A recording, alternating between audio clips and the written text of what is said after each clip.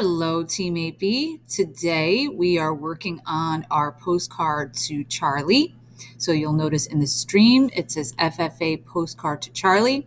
As part of our check-in, I asked you if you've ever had the experience of writing a letter or writing a postcard and sending it out to someone or even receiving it, and what that experience was like. And if not, who would you want to send a postcard or a letter to? So we use that as our starting point, our segue into our activity for today. So in our postcard, you're going to click on the guidelines.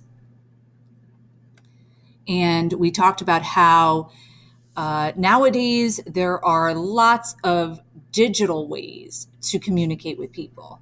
And it's more immediate, it's more instant in when you send a text or an email or an instant message. But back in the day, we used postcards and letters to handwrite a letter to someone. And you did have to wait, you did have to send it in the mail and wait for a response. But there's something about having that piece of paper and pen in your hand and that excitement of waiting at the mailbox to see if you have a response. There's something about that. So we're going to, still do this in a digital way, but go through this idea of creating a postcard to send to Charlie. So as step one in the digital postcard, you will be creating a fictional address for Charlie. So we talked about our setting, and we talked about how this story takes place in New York, in a lab, in Charlie's apartment. It occurs at his job, and this is during 1965. But you can create a fictional address for Charlie. So that will go on the right-hand side of your postcard. On the left-hand side, that will give you an opportunity to write Charlie a message. Now, this note should be personal. It should show your connections to him and his struggles. So there are some ideas here that you can use to help get you started.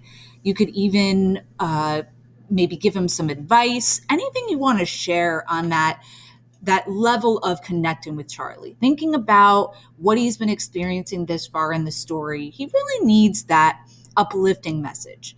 Or maybe you could just send him a message about things that are on your mind in terms of earlier things in the story. It doesn't necessarily have to be exactly at this moment in the story, but some way to connect with him. And you want to make sure you fill that space. You're going to want to reduce that font size. I have it set big there just so you can see where you need to type, but you're going to put your message all on that left-hand side. Again, using these ideas or not, it's up to you. We also talked about making sure you have a greeting and a salutation, an opening and a closing. So you should have something like Dear Charlie, and then best wishes and your name or something to that effect. So that should be included in your message as well.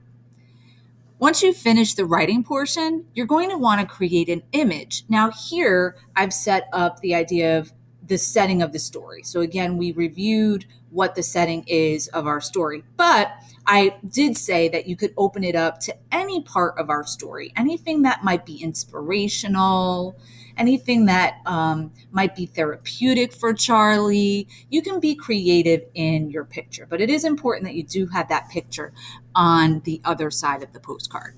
You can use a Google Slide template that I have provided if you wish. So I have a simple template here that you can use. Again, you're going to want to change your font size, especially in the message area. Or you can use Google Draw.